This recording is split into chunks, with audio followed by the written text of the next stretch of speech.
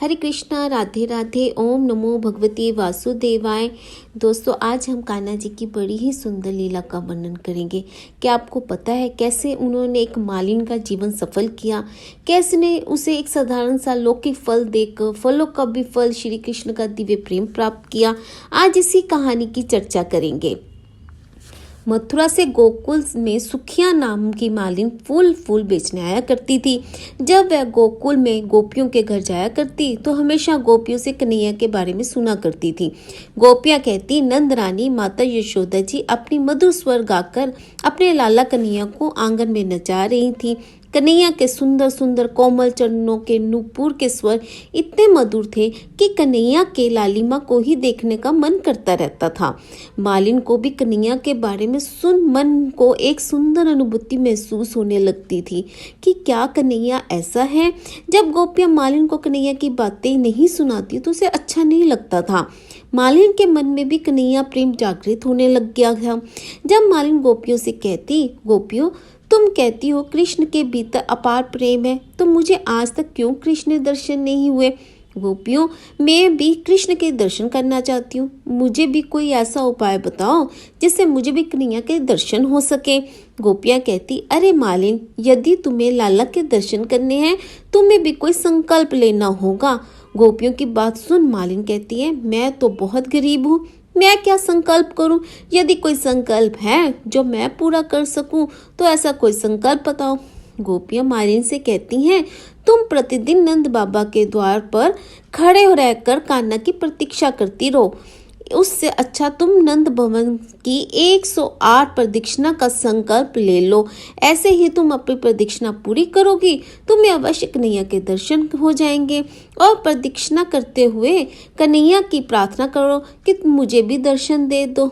गोपियों के कहे अनुसार मालिन नंद भवन की 108 प्रदक्षिणा करने की संकल्प ले लेती है और प्रदक्षिणा करते समय कन्हैया का स्मरण करने लगी। है कन्हैया, मुझे भी दर्शन दो। है कन्हैया, मुझे भी अपना दीदार कराओ। इस तरह उस मालिन का मन धीरे धीरे कृष्ण प्रेम की ओर जागृत होने लगा। भगवान कन्हैया के दर्शन के लिए उस मालिन के मन में एक भाव पैदा होने लगा।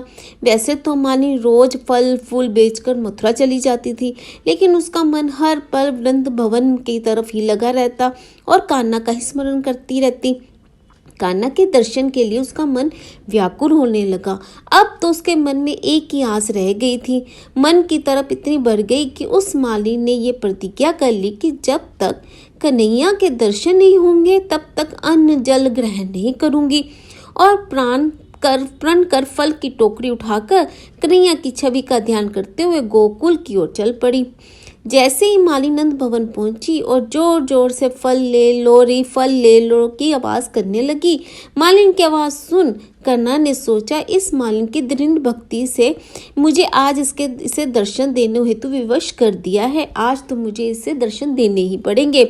भगवान कृष्ण उस मालिन की उपासना और कर्म का फल देने के लिए अपने छोटे छोटे हाथों में अनाज के कुछ दाने लेकर घर से बाहर आए। भगवान का स्वरूप पीताम्बर पहने, कमर में स्वर्ण करधन, बाजूबंद पहने, कानों में मकरकृति कुंडल धारण किए हुए, माथे में तिलक लगा, मोर मुकुट धारण कर कन्हैया छोटी सी बांसुरी धर छम छम करके दौड़ घर से बाहर आए।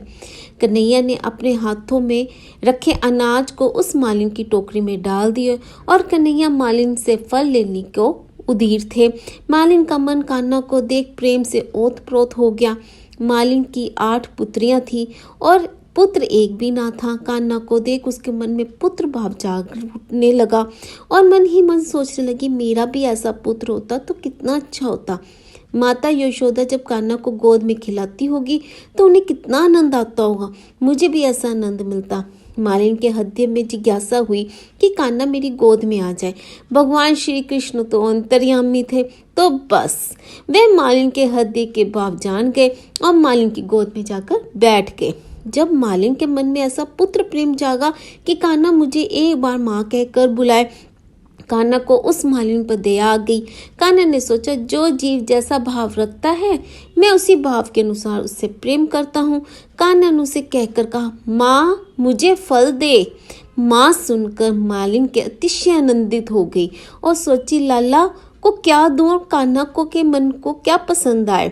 भगवान के दुर्लभ कर कमलों के स्पर्श को सुख प्राप्त कर मालिन ने उसके हाथों फल दिया। कान्हा के हाथों में फल आते ही नंद भवन की ओर दौड़ अंदर चले गए और साथ ही मालिन का मन को भी चोरी करके ले गए। उस मालिन ने कान्हा के लिए उससे अपना सर्व समर्पित कर दिया और मालिन के मन में घर जाने की भी इच्छा नहीं हो रही थी, लेकिन जाना तो आवश्यक था। इसलिए उसने टोकरी सर पर रख कान्हा का स्मरण करते करते घर पहुंच गई। जैसे वह घर पहुंची तो देखती कि कान्हा ने तो उसकी संपूर्ण अभिलाषाओं को पूर्ण कर दिया।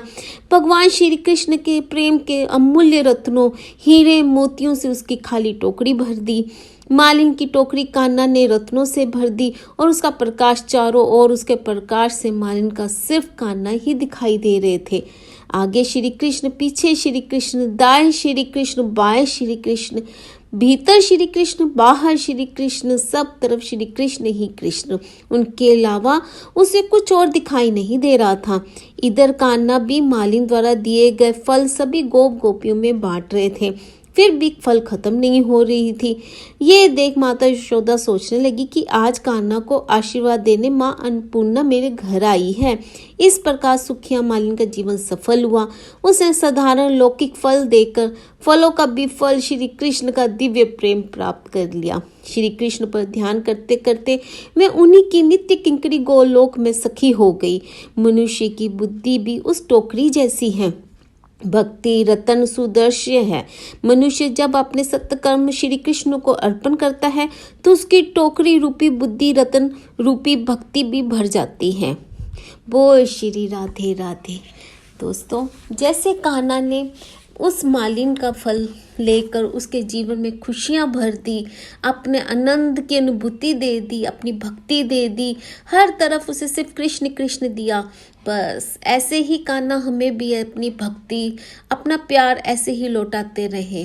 बोल श्री बांके बिहारी लाल की जय। अगर आपको मेरी ये कथा अच्छी लगी हो तो प्लीज़ प्लीज़ प्लीज़ चैनल को लाइक शेयर और सब्सक्राइब करना ना भूलिएगा। मिलते हैं अगली कहानी में। राधे राधे।